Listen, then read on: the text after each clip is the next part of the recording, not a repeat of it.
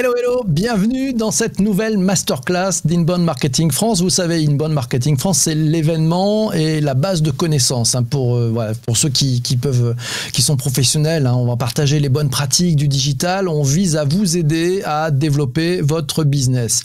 Le thème de cette masterclass, le titre est assez intéressant. Inbound Marketing, ils l'ont fait et ça fonctionne. Bonne nouvelle, bonne nouvelle. On va donc être comme toujours très pragmatique, très concret, toujours avec des cas d'usage, des retours d'expérience, du vécu, pas de blabla. Non, du concret pour que vous puissiez ramener de la valeur dans vos entreprises respectives. Pour vous donner des clés très concrètes, je ne suis pas venu seul dans cette masterclass, je suis accompagné de Juliette Hervé. Elle est Inbound Marketing Manager chez Spendesk, il faudra peut-être bien le dire, voilà. Et je suis aussi accompagné de Stéphane Truffem. Moi, on ne le plaisante plus, le CEO, le capitaine marketing. Bonjour Juliette. Bonjour PPC. Bonjour Stéphane. Salut PPC. Salut Juliette. Ça fait plaisir d'être avec vous deux. Stéphane, tu es un passionné par le marketing digital depuis de nombreuses années. On te connaît comme pionnier sur tous ces sujets. Tu es également l'un des tout premiers à avoir introduit la notion d'inbound marketing en France. Je voudrais commencer par toi. Qu'est-ce que tu as observé sur le passage à l'acte des entreprises en matière d'inbound marketing? C'est quoi la tendance, Stéphane?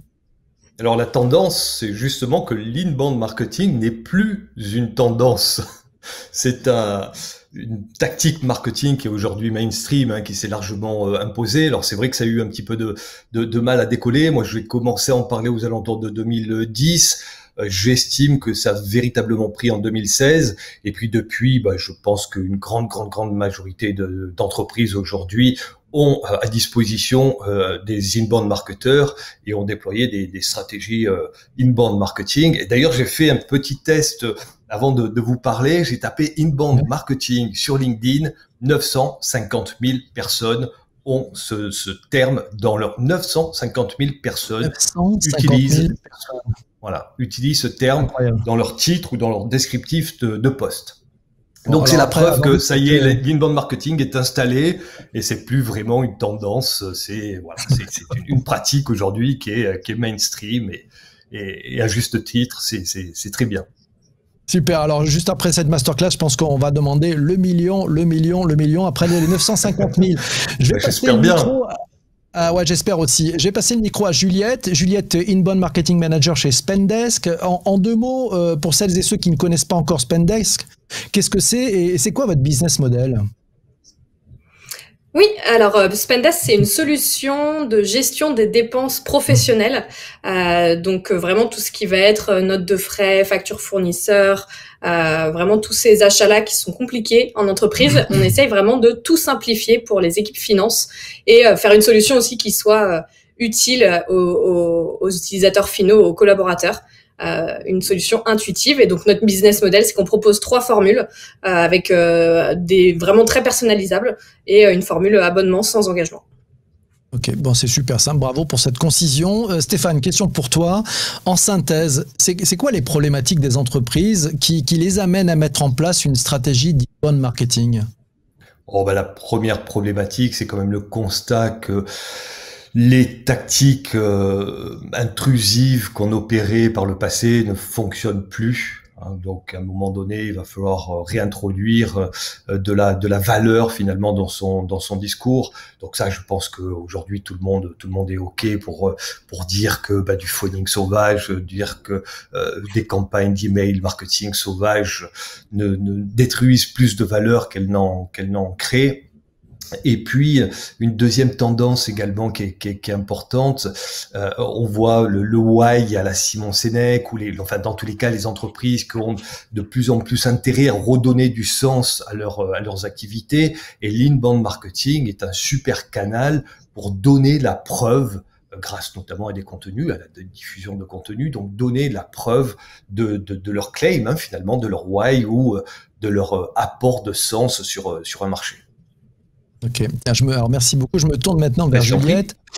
Chez Spendesk, Juliette, c'était quoi votre problématique avant que tu mettes en place cette stratégie d'inbound marketing?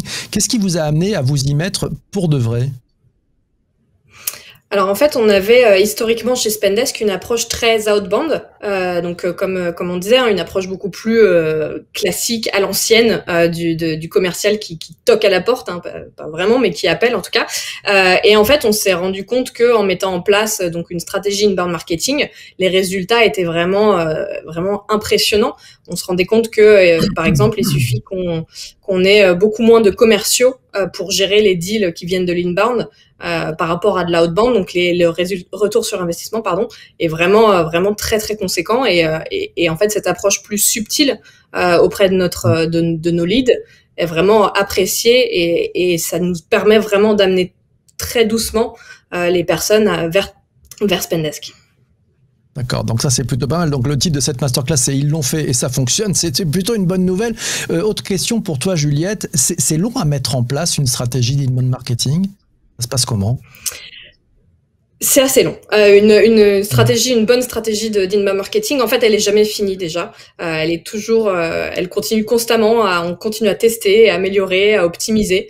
Donc déjà, en fait, ce qui est long aussi, c'est qu'il faut expliquer à sa direction pourquoi ça va être intéressant de mettre en place de l'inbound.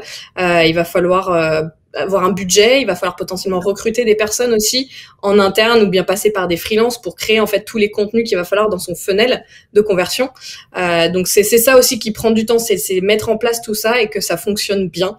Ensuite, il va falloir attendre les premiers résultats pour pouvoir ensuite optimiser, comme je disais, les étapes. Ok, super. Tiens, question pour Stéphane. Certains critiquent un peu l'inbound marketing pour sa finalement relative complexité, peut-être parfois le manque de résultats. T'en penses quoi, ça, Stéphane? Alors, je pense justement que l'inbound marketing est très très très simple. C'est une méthodologie qui se déroule en 4 étapes qui sont effectivement très simples à comprendre. Hein. Je vais attirer du trafic vers mon dispositif web, donc par exemple mon site internet. Je vais chercher à convertir une partie de ce trafic en lead. Je vais accompagner mon lead vers un acte d'achat et ensuite je vais tenter de faire en sorte de bonifier la vie du client pour que il devienne à la fois fidèle et pourquoi pas ambassadeur de ma marque. Donc finalement la méthodologie elle est très simple à comprendre. Ce qui est beaucoup plus compliqué, c'est qu'elle fait appel à finalement une nouvelle posture. On est au cœur de la transformation digitale des entreprises. Je donnerai juste un exemple. L'autre jour, je me baladais sur le site d'un acteur de l'IT, donc quand même quelqu'un qui devrait, une entreprise qui devrait être un peu au fait de ces techniques. Et sur la homepage, on a un appel à l'action à télécharger un livre blanc. Et le titre, c'est « Télécharger notre nouveau livre blanc ». Donc, voilà un acteur qui n'a pas véritablement encore saisi quelle était finalement la posture qu'il fallait offrir à ses visiteurs. On voit que si on transforme ce titre avec le bénéfice, pourquoi mon client, pourquoi mon visiteur doit télécharger ce livre blanc, quel est le bénéfice à lire ce livre blanc, vous pouvez être certain que les taux de transformation vont décoller, voire exploser, et qu'on change tout de dimension. Donc ça, c'est une posture. Il faut partir du client avant de partir de son offre, avant de partir de son livre blanc, avant de partir finalement de ce qu'est l'entreprise. Ok, très clair. Merci beaucoup, Stéphane. Question pour Juliette. Juliette, les actions concrètes à mener pour réussir la mise en place d'une solution d'inbound marketing. On fait comment ? Ouais, tout à fait. Pour moi, il y a 4 grandes étapes très concrètes. Déjà, il faut s'assurer d'avoir les bonnes ressources. Et quand je parle de ressources, je parle évidemment de ressources humaines. J'en parlais précédemment. Également des ressources en termes de temps. Ça prend du temps de mettre en place cette stratégie et de voir les premiers résultats. Et évidemment aussi de l'argent, parce que faire une bonne stratégie d'inbound marketing, ça coûte de l'argent. C'est compliqué de partir from scratch avec 0 en poche. Ensuite, la deuxième chose, c'est de s'assurer que son site internet est fonctionnel, qu'il va bien convertir, pour ensuite, dans un second temps, s'attaquer à son funnel de nurturing, donc avec tofu, mofu et bofu, qui signifie en fait tofu, c'est pour top of the funnel, donc la partie awareness, connaissance, découverte de la solution. Ensuite, mofu, middle of the funnel, donc là la partie plus réflexion et conversion. puis la partie BOFU, bottom of the funnel, qui est vraiment la partie décision, acte d'achat. Donc ça, c'est le troisième point. Et pour moi, le quatrième point, évidemment, et l'inbound marketing, c'est aussi tout ça, c'est proposer le bon contenu au bon moment. Et Stéphane en parlait précédemment, bien connaître son persona pour savoir à quel moment pousser le bon contenu, à quel moment il aura le temps de s'intéresser et où est-ce qu'il va trouver, il va chercher des réponses à ces questions. Et il faut que je sois là. On parlait avec Stéphane de la relative complexité que certains peuvent éclairer sur l'inbound. Qu'est-ce que ça demande concrètement comme changement dans l'entreprise? Ça a mobilisé beaucoup de personnes. Il y a des changements aussi dans la façon de travailler. Chez toi, Juliette? Oui, vraiment, en fait, comme je le disais au début, on a historiquement chez Spendesk une approche très outbound. Donc ça a été, comme on a commencé là-dessus, ça a été un travail d'évangélisation de l'inbound en interne, un alignement avec la direction.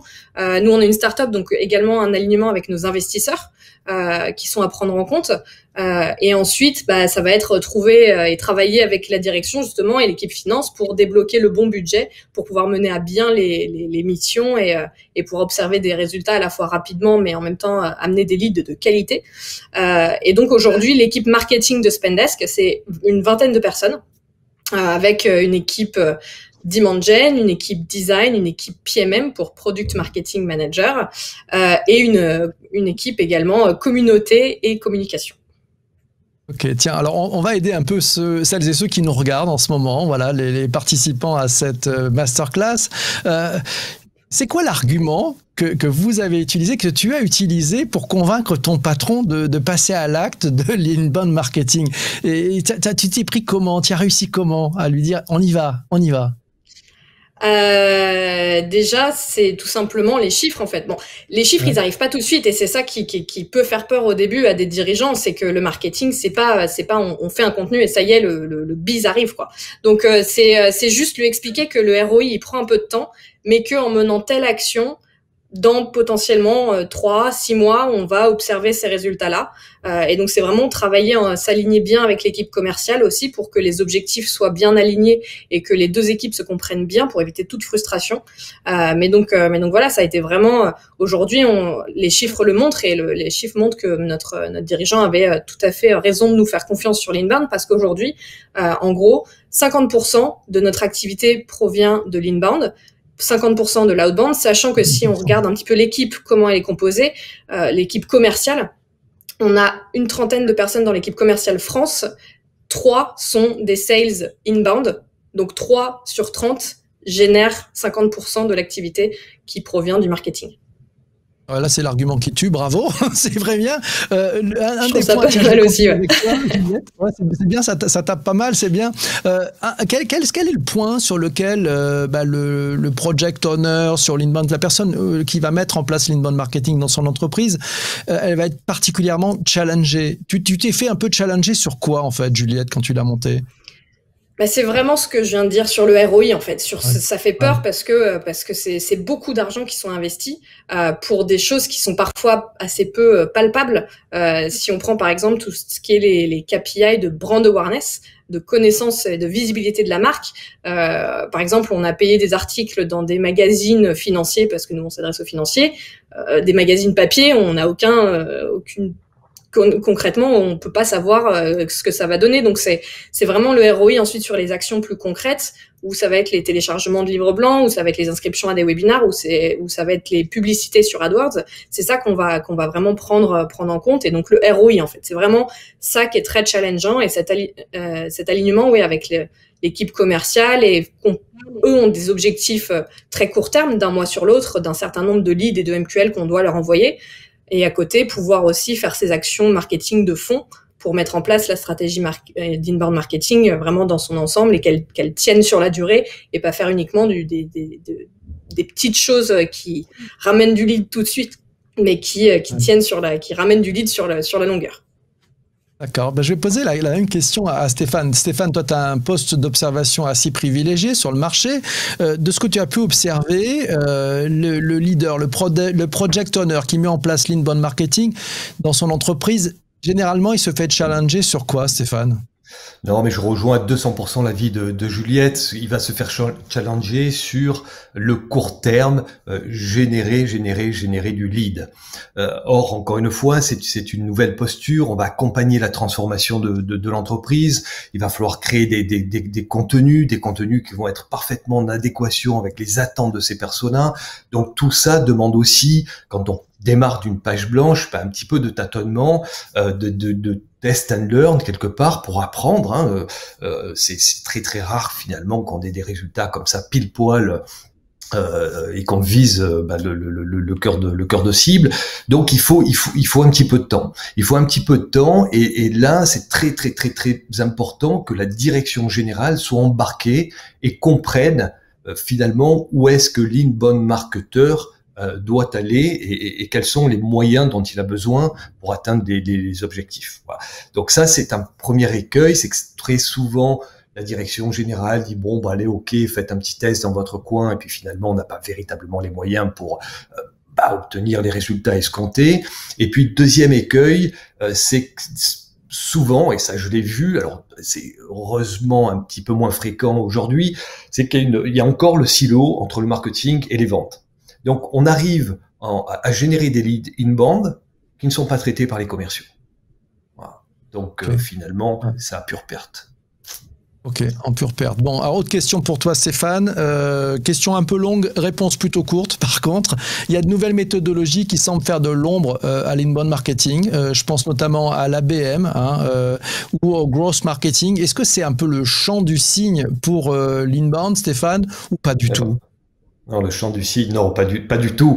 Alors là, pour le coup, je fais référence à ma première réponse où je disais que c'était plus une tendance. Hein, ça y est, c'est installé, c'est mainstream. On doit tous faire de l'inbound marketing. Il y a plus d'hésitation à avoir. Alors au contraire, ces nouvelles tendances que sont le growth marketing ou l'ABM doivent se nourrir de l'inbound marketing. On peut pas faire de l'ABM sans bon contenu. Hein. Donc, ce sont des techniques qui vont peut-être permettre d'accélérer ou d'aller s'immiscer là où l'inbound ne va pas. Mais on va s'appuyer sur l'inbound marketing. D'accord, donc c'est inclusif et pas exclusif. Merci beaucoup pour cette réponse. Juliette, je me tourne vers toi. Si tu avais un conseil à donner à une autre entreprise qui réfléchit à la mise en place de l'inbound marketing, tu lui dirais quoi? C'est quoi le conseil que tu lui dirais pour y aller, pour passer à l'acte? Ouais, j'ai trois petits conseils, on va dire. En gros, je l'ai déjà dit plusieurs fois, donc je vais pas forcément beaucoup répéter, mais ça prend du temps. Il y a un budget qui est nécessaire. Voilà, c'est vraiment, il faut prendre ça en compte déjà dès le début. Et ensuite, il faut pas hésiter à s'inspirer de ce que font d'autres boîtes autour. Il y a de très bonnes choses qui sont faites, donc il faut pas hésiter, pas copier, mais s'en inspirer. Et ensuite, un autre élément qui est très important, je trouve, c'est de profiter et de tester sa stratégie avec son audience. Si on a une audience, son audience qui est en interne, nous par exemple, on s'adresse aux équipes finance, donc on a une équipe finance en interne, donc ça permet de pouvoir tester auprès d'eux mes contenus et les idées que j'ai, etc. Et eux me font des retours. Mais si je les avais pas en interne, je pourrais aussi les contacter, nos clients, ou bien des profils qui ressemblent sur LinkedIn par exemple. Donc ça, c'est vraiment des bonnes astuces pour pouvoir tester et améliorer sa stratégie. Allez, je profite encore de ton expérience. Les écueils à éviter. Est-ce qu'il y a des écueils à éviter? S'il y en a, bien sûr, mais il y en a forcément. C'est lesquels? Complètement. Ça a déjà été évoqué par Stéphane. On en a déjà parlé, mais en gros, vraiment, cet alignement sales et marketing, il est complètement nécessaire et le plus tôt possible. Parce que plus cet alignement va se faire tard, plus chacun va avoir sa manière de travailler et du coup, l'alignement des KPI va être un enfer.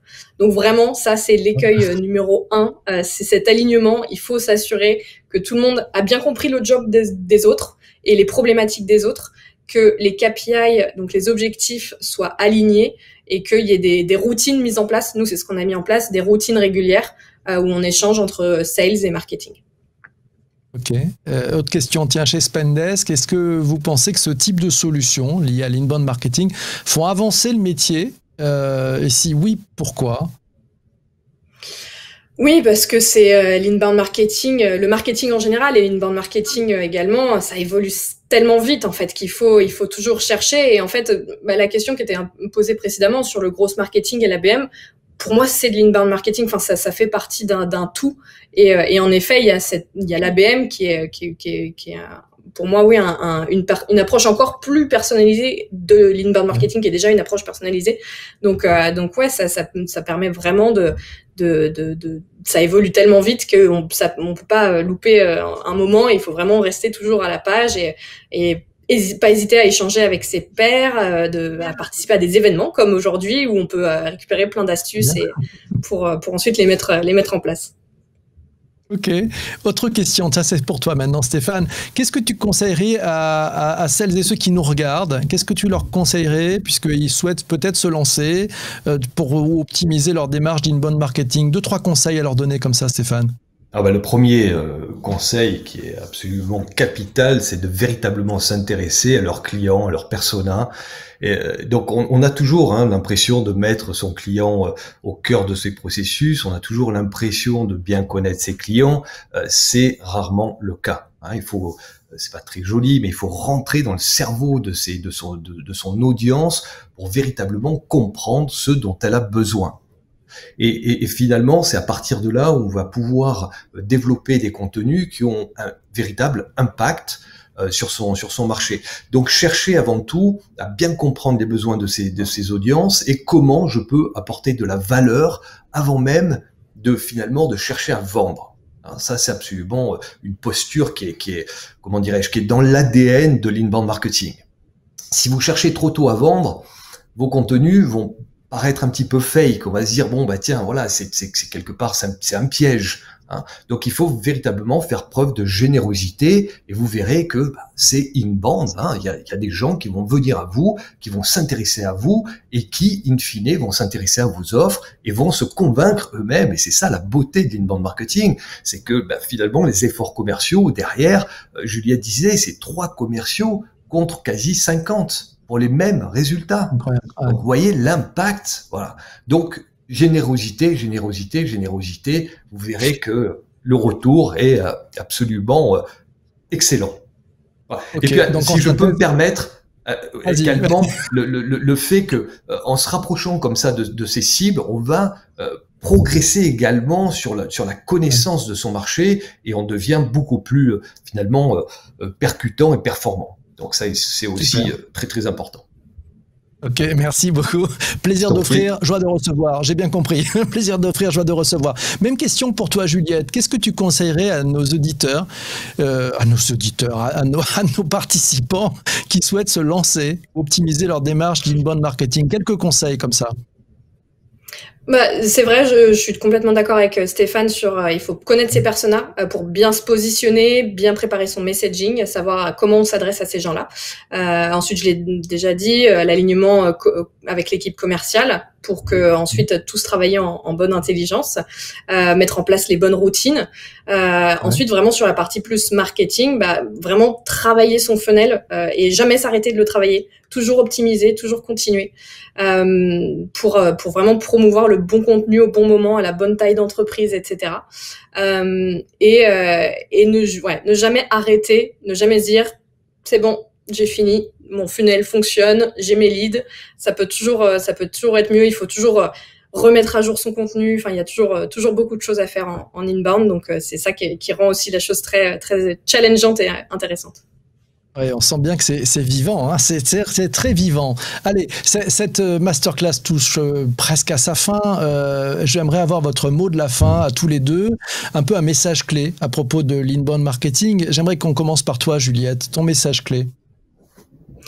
Mon message clé, c'est que, on l'a dit plusieurs fois, ça prend du temps, de l'argent, et il faut surtout pas baisser les bras. C'est pas parce qu'on n'a pas des résultats tout de suite, et surtout, on va souvent en interne avoir des gens qui vont dire tu vois, je t'avais dit que l'inbound ça servait à rien, les résultats sont pas là, alors que moi mon équipe commerciale il ramène tant de deals, etc.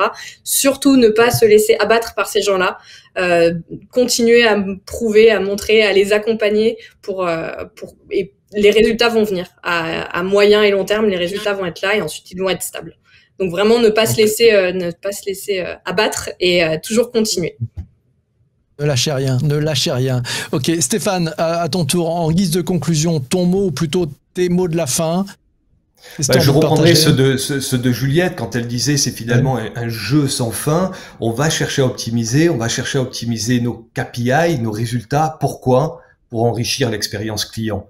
En fait, si, par exemple, je parlais tout à l'heure de livre blanc, si un livre blanc performe mieux qu'un autre, ça veut dire qu'il plaît plus à notre audience, à notre marché. S'il plaît plus et qu'on apporte une meilleure réponse, notre marque brille, l'expérience client est optimisée et c'est le meilleur des deux mondes, finalement, qui vient se rencontrer, une audience qui vient finalement adhérer aux propos d'une entreprise et faire un bout de chemin avec elle. Donc oui, c'est l'expérience client qu'il faut valoriser à travers ces tactiques. Eh ben, merci à tous les deux, vous êtes formidables, merci beaucoup, c'était top. Merci. On a appris beaucoup de choses. Merci, vous nous PPC. donnez vraiment envie d'y aller, de se jeter dans la piscine, voilà, avec tous ces principes. C'est top. Bon, écoute, merci. Et puis, on compte sur vous tous là pour passer aux millions de personnes qui ont marqué Inbound Marketing dans leur bio sur LinkedIn. On compte sur vous. On vérifiera. On en reparlera d'ailleurs la prochaine édition. Immense merci à tous les deux. Merci pour vos témoignages, pour vos retours d'expérience. C'était passionnant. Merci à toi d'avoir regardé cette masterclass jusqu'au bout. On se retrouve très vite pour d'autres masterclass. IMF 2021 continue. Tu vas pouvoir trouver des contenus très riches, très denses, très intenses. Ils vont être sur le site. Rendez-vous sur le site de l'événement. Et puis, tu fais en sorte d'en profiter un maximum de ce programme. C'est riche et voilà, c'est bien pour toi. Ramène de la valeur dans l'entreprise. À très bientôt. Salut, ciao, ciao.